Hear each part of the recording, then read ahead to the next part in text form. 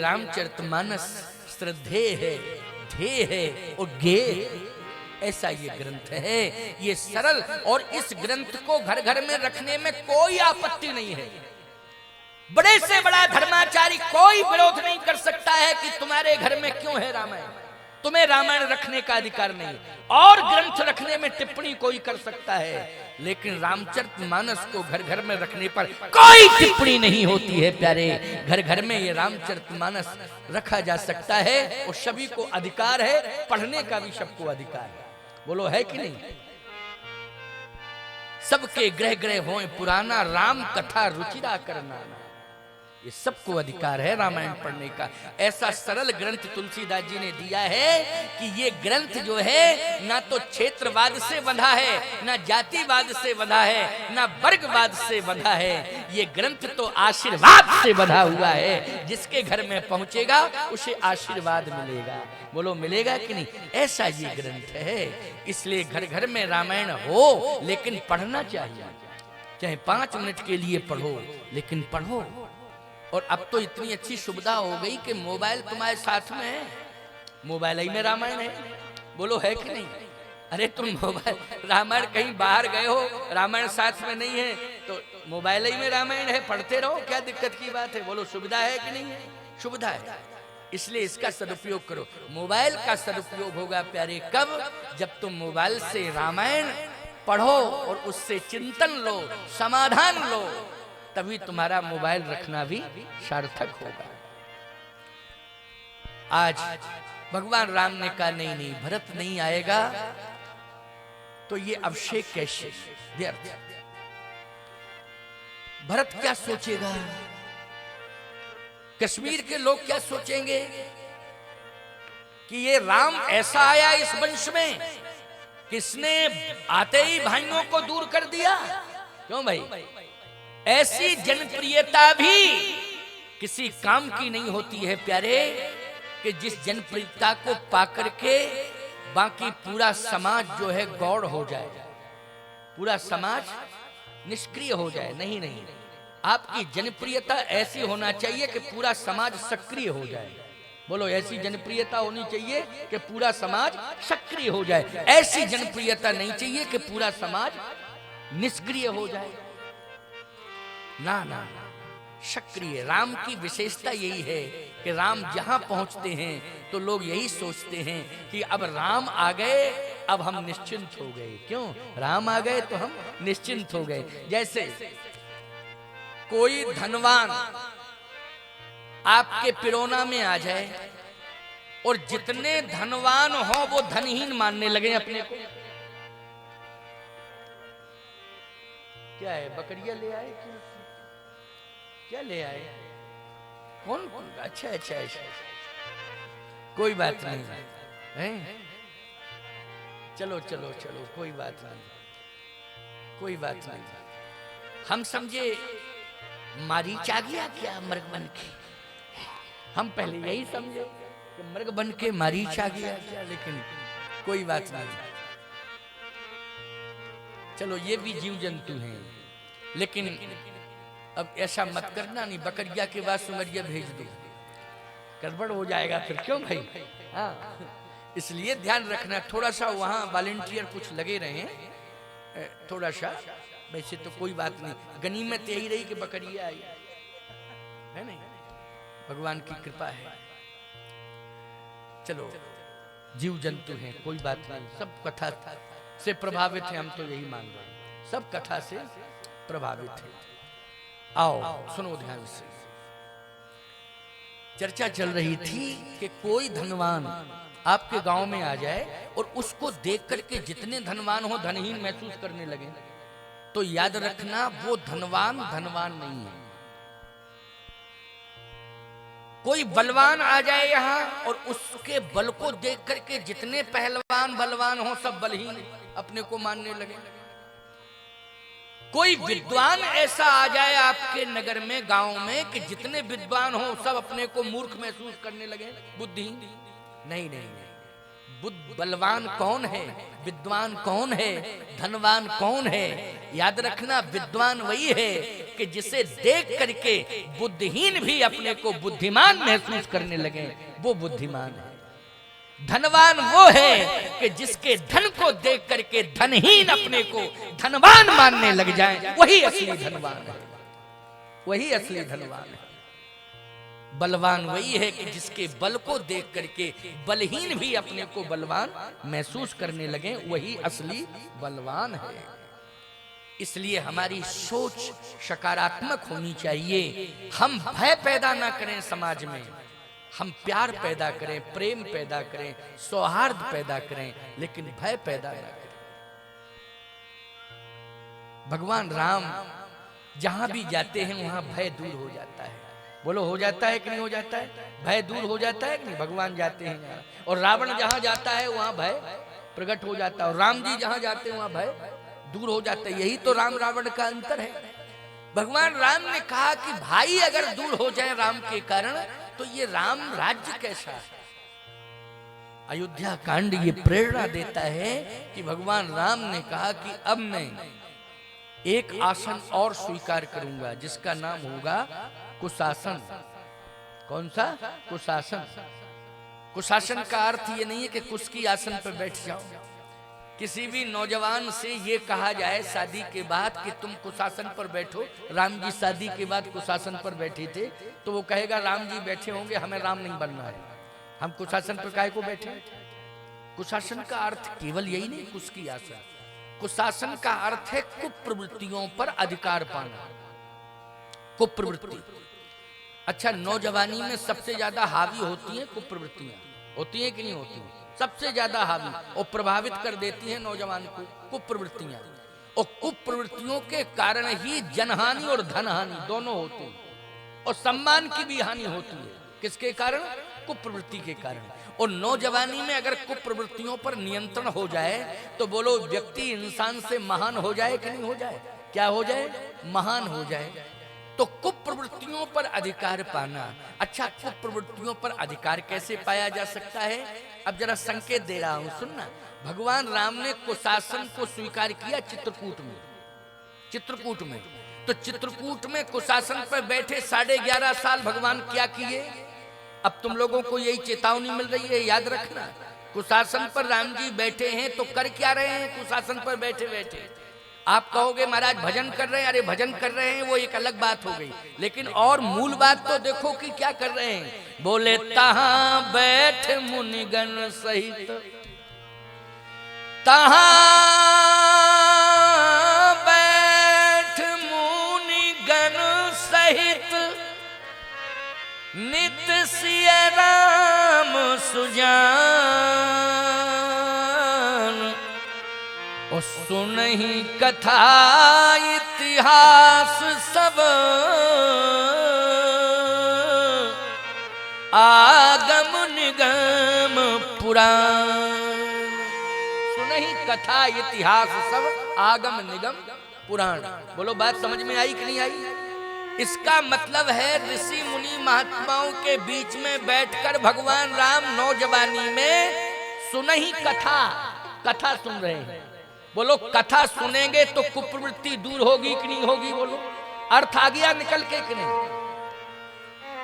याद रखना, अगर नौजवान इस सभा में बैठ करके कथा सुन रहा है, तो निश्चित रूप से मैं उस नौजवान का स्वागत करता हूं। अगर वो अपनी नौजवानी में कथा से प्रेम कर रहा है, तो श्री राम का अनुयायी है, वो कुप्रवृत्तियों से अवश्य दूर होगा। ये मैं दावे के साथ कह रहा हूं। तो बोलो भाई, हम कुशासन मानी कुश की आसन पर ना बैठे, लेकिन नौजवानी में जहां सत्संग हो रहा, कथा हो रहा, वहां बैठना चाहिए कि नहीं बैठना चाहिए? बैठना चाहिए। बोलो, ये संभव है कि नहीं? नौजवानी में कथा सुनना संभव है कि नहीं? पहले ये बताओ। संभव है, लेकिन सबसे ज्यादा कथा में बूढ़े आते हैं। बोलो, आते हैं कि नहीं आते हैं? कथा में सबसे ज्यादा कौन आते हैं? बूढ़े आते हैं। लाठी लिए हैं, सिर हिल रहा है, चले आ रहे हैं। अच्छा, नौजवान भी कहते हैं बैठे बैठे क्या कर रहे हो? कथा सुन गया। अरे तुम क्यों नहीं आते हो जी, बूढ़े तो आएंगे ही, तुम क्यों नहीं आते हो, तुम्हें कथा नहीं सुननी चाहिए। श्री राम जी ने 27 वर्ष की अवस्था में बोलो कथा सुनी कि नहीं सुनी, और 11.5 साल लगातार कथा सुनी। बोलो राम जी 27 वर्ष की अवस्था में चित्रकूट पहुंचे थे और 11.5 साल रहे, तो कितने साल की उम्र हो गई, जरा जोड़ दो 27 में 11.5 साल, जोड़ते रहो, हम ही जोड़ के बतावें क्या।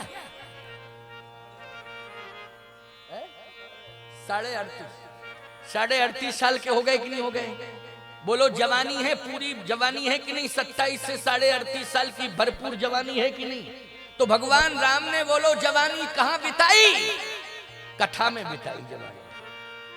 हम ये नहीं कहते कि नौजवान घर का काम ना करें, व्यापार ना करें, रोजगार ना करें, नौकरी ना करें, ये मैं कब कह रहा हूं कि ना करें, लेकिन जब भी सत्संग हो, जब भी कथाएं हो, उसमें समय अवश्य निकालना चाहिए और नौजवानों को सबसे ज्यादा उपस्थिति दर्ज कराना चाहिए और कथा सुननी चाहिए। यही राम की परंपरा है, यही प्रभु राम की परंपरा है।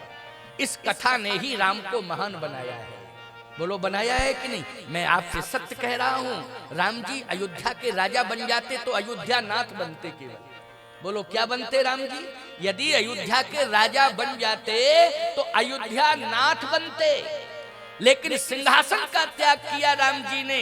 चित्रकूट में एक ऐसी आसन पर बैठे भगवान, जहां बैठ करके संतों के बीच में भगवान ने कथा सुनी है, तो कथा सुन करके राम जी इतने महान हो गए कि केवल अयोध्या नाथ नहीं, विश्वनाथ बन गए भगवान, पूरे विश्व के स्वामी बन गए, अखिल भुवनेश्वर बन गए। बोलो क्या बन गए, अखिल भुवनेश्वर बन गए। ये राम जी का 11.5 साल का अनुभव है। भगवान ने कथा सुन करके 11.5 साल अनुभव किया। अब बचे कितने, 2.5 वर्ष। बोलो राक्षसों को मारने के लिए कितने वर्ष बचे, केवल 2.5 वर्ष बचे कि नहीं बचे, बचे हो तो बताओ। हाँ भाई, हिसाब किताब गुणा भाग सब तो जोड़ा जा रहा है, क्लियर बताया जा रहा है कि नहीं बताया जा रहा है, और आपके जीवन से जोड़ा जा रहा है कि नहीं जोड़ा जा रहा है कथा को। बोलो हर अवस्था से जोड़ा जा रहा है। बूढ़ों की क्या सार्थकता है, नौजवानों की क्या सार्थकता है, साधु संतों की क्या, हर व्यवस्था से, हर अवस्था से आप सबको जोड़ा जा रहा है। अब जरा सुनना, बहुत महत्वपूर्ण बात बता रहा है, सुनते जाना। 11.5 साल भगवान ने कथाएं सुनी, 11.5 वर्ष तक। ये कुशासन पर बैठकर, किस पर बैठकर, कुशासन पर बैठकर। ये आज नौजवान जितने भी बैठे हुए हैं यहाँ कुशासन पर बैठे हैं, कुप्रवृत्तियों पर अधिकार पा रहे हैं कथा सुन करके, यही है कुशासन। कुशासन का मतलब है कुछ की आसन बना के बैठ जाना, ये तो हम लोगों के लिए है, बोलो है कि नहीं। लेकिन तुम लोगों के लिए क्या है, कुप्रवृत्तियों पर अधिकार पाना। राम जी ने 11.5 साल ये किया। 38.5 वर्ष के भगवान राम हो गए। अब राम जी को पूरा अनुभव हो गया। बोलो हो गया अनुभव कि नहीं हो गया। अनुभव कैसा हुआ, बोले नीत प्रीत पर मारथ स्वारथ, नीत प्रीत पर मारथ स्वारथ, नीत प्रीत पर मारथ स्वारथ, नीत प्रीत पर मारथ स्वारथ, कौन राम सम जान यथारथ, कौन राम सम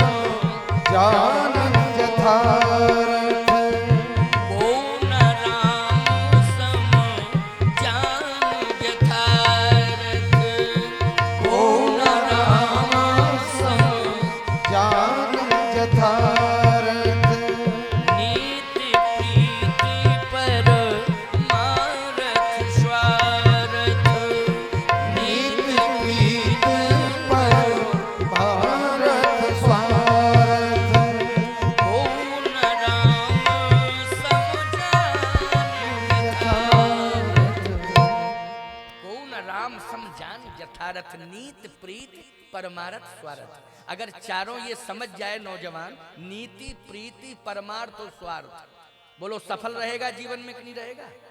सफल रहेगा जीवन में। और याद रखना, वो केवल गांव और प्रदेश तक सीमित नहीं रहेगा, देश तक सीमित नहीं रहेगा। जो नौजवान नीति प्रीति परमार्थ और स्वार्थ को ठीक से समझ लेगा, वो विश्व विख्यात हो जाएगा प्यारे, विश्व विख्यात हो जाएगा, पूरे विश्व में उसकी ख्याति रहेगी। राम जी ने नीति प्रीति परमार्थ स्वार्थ 11.5 साल, बोलो किसके द्वारा सीखे? कथाओं के माध्यम से। ये नीति प्रीति परमार्थ और स्वार्थ। ओ कौन राम सम जान यथार्थ। राक्षसों पर ऐसे भगवान ने विजय प्राप्त नहीं कर पाई कि केवल धनुष बाण के माध्यम से कर लियो। बोलो भाई, अरे भगवान राम तो इतने शक्तिमान हैं कि भ्रकुट विलास सृष्टि लय होई। चाहते तो अयोध्या में ये सब काम कर देते, लेकिन नहीं, नीति प्रीति परमार्थ और स्वार्थ। ये भ्रकुट विलास सृष्टि लय हुई, तुम इंसान थोड़ी सामर्थ्यवान बन जाओगे, लेकिन नीति प्रीति परमार्थ और स्वार्थ अगर ये चारों तुम्हारे जीवन में आ जाएं, ये चारों का अनुभव तुम्हें ठीक से समझने को मिल जाए, तो बोलो तुम राम के समान विख्यात हो जाओगे कि नहीं हो जाओगे? और ये अनुभव कहां से मिलेगा? जल्दी बोलो। ये कथा से मिलेगा। नीति कैसी, प्रीति कैसी, परमार्थ कैसा और स्वार्थ कैसा? बोलो, ये रामायण से ही तुम्हें समझने को मिल रहा है कि नहीं मिल रहा है? एक एक बात क्लियर करके बता रहा हूं मैं, अनुभव की बात बता रहा हूं, ग्रंथ को साक्षी करके बता रहा हूं, प्रमाण दे करके बता रहा हूं। ऐसा नहीं है कि केवल मैं मात्र जो है मनमुखी विचारधारा से अपनी बात रख रहा हूं, ऐसा नहीं। 11.5 साल भगवान ने कथाएं सुनी हैं, और अकेले नहीं सुनी है, सीता जी के साथ सुनी है। बोलो, सुनी है सीता जी के साथ कि नहीं बैठकर? इसका मतलब क्या है? जो परंपरा हमारी चली आ रही कि परिवार सहित बैठ के कथा सुननी चाहिए, तो यहाँ भी आप परिवार सहित बैठ के कथा सुन रहे हैं, परिवार के सहित बैठ के कथा सुन रहे हैं। और यहाँ मुझे प्रसन्नता इस बात की है कि यहाँ तो बहुएं बैठी, बेटियां बैठी हैं, और बच्चे भी बैठ के कथा सुन रहे हैं। ये क्वालिटी में देख रहा हूँ। ये नौजवान बच्चों, मेरी निगाह जा रही है, बीच बीच में नौजवान बच्चे बैठ के कथा सुन रहे हैं। यहाँ बेटियां, बच्चियां, बहुएं सब बैठी है, कथा सुन रही हैं। यही तो होना चाहिए, यही सभा का स्वरूप होना चाहिए है? अब बूढ़े बूढ़े बैठ गए 80 साल के सब, हम कथा कह रहे हैं, गर्दन हिला रहे हैं, क्या मतलब रहेगा? बोलो भाई है? अच्छा, हम कहें प्रातः काल उठ के रघुनाथा मात पिता गुरु नावै माथा, न माता बची न पिता बची। अब कौन को प्रणाम करें? क्यों भाई, सब 80-80 साल के बैठे, ना माता जी बची ना पिताजी बचे। इसलिए ये सभा का सही स्वरूप है, कहाँ बैठ मुनि गण सहित नित सिय राम, सुजान सुनहि कथा इतिहास सब, आगम निगम पुराण। और सुन लो एक बात बता, कोल किरात भील वनवासी, मधुसुध सुंदर स्वाद सुदासी। कोल किरात, बच्चे भी आए किरातों के साथ, कोल किरातों के बच्चे भी आए। आप कहोगे महाराज कोल किरातों के बच्चे भी कथा सुनने आए? हाँ, वेद वचन मुनि मन अगम ते प्रभु करुणाएन, बचन किरातन के सुनत जिम पितु बालक बैन। बचन किरातन के सुनत जिम पितु बालक बैन। बोलो, प्रमाण मिल रहा है कि नहीं मिल रहा? एक एक चीज को मैं आपसे जोड़ रहा हूं, ऐसा मत सोचना। उस समय चित्रकूट में अरण्य अभ्यारण्य था प्यारे, न शिक्षा की इतनी बड़ी क्रांति थी और न ही विकास इतना बड़ा था, बोलो, लेकिन प्रकाश था। राम जी के पहुंचने से क्या हुआ? वहां प्रकाश हो गया, जगत प्रकाश प्रकाशक रामू। आज तो सरकारें विकास करने में लगी हैं, और विकास करने में सबसे ज्यादा वन काटे जा रहे हैं। क्यों भाई? वन उजाड़े जा रहे हैं, विकास में सबसे ज्यादा तो वन उजाड़े जा रहे हैं। लेकिन भगवान राम ने तो वन में भी वन लगाया। बोलो भाई, वन में भी वन लगाया भगवान राम ने। तो कहने का तात्पर्य मेरा ये है, प्रकाश, ये प्रकाश है प्यारे। आज सुनिए, समझने की कोशिश करिए। नीत प्रीति परमार्थ स्वार्थ, कौन राम समझान यथारथ। ये अनुभव कथा से ही होगा, केवल कथा से, और किसी से नहीं। आप इंजीनियर बन सकते हैं, आप डॉक्टर बन सकते हैं, आप शिक्षक बन सकते हैं, आप ना जाने क्या क्या नहीं बन सकते हैं। नेतृत्व देने के लिए आप नेता उच्च कोटि के बन सकते हैं, व्यापारी बन सकते हैं, आप बिजनेसमैन बन सकते हैं, आप किसान बन सकते हैं, लेकिन सब कुछ बन जाएं आप, लेकिन नीति प्रीति परमार्थ और स्वार्थ जब तक इन चारों के मर्म को आप नहीं समझ लेंगे तब तक आप सफल नहीं हो पाएंगे। ये मैं दावे के साथ कह रहा हूं। सफल आप तभी होंगे जब नीति प्रीति परमार्थ स्वार्थ के मर्म को समझ